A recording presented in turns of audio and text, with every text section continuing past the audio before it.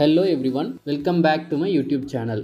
இந்த வீடியோவில் நான் இன்ஸ்டால் பண்ண சோலார் பவர்டு சப்மர்சிபிள் பம்போட டோட்டல் காஸ்ட் பிரேக் டவுனை தான் பார்க்க போகிறோம். Solar panels 23,000, pump plus wires 17,500, GI pipes 4,500, labour charge 2,000.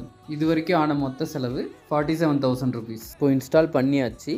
இப்போ இந்த பம்ப்லேருந்து வர்ற தண்ணி நமக்கு போதுமானதாக இருக்குமா, கம்பேட்டபுளாக இருக்குமா அப்படின்றத வாங்க பார்க்கலாம். ஒரு நாளைக்கு 5 to 6 hours வரைக்கும் பீக் பவரில் பம்ப் ரன் ஆகும்.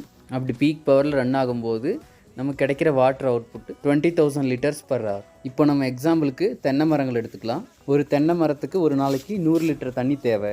இப்போ நம்மக்கிட்ட ஒரு 400 தென்னை மரங்கள் இருக்குதுன்னு அசியூம் பண்ணிக்கலாம். அப்படின்னா தென்னை மரங்களுக்கு நம்ம ஒரு நாளைக்கு 40,000 லிட்டர் தண்ணி பாய்ச்சணும். இதில் நம்ம வாய்க்கால் வழியாக பாய்ச்சும் போது ஒரு 5,000 லிட்டர்ஸ் லாஸ் ஆகுதுன்னு எடுத்துக்கலாம். அப்போது மரங்களுக்கு போய் சேர்கிற தண்ணி ஒரு மணி நேரத்துக்கு 15,000 லிட்டர் போய் சேருது.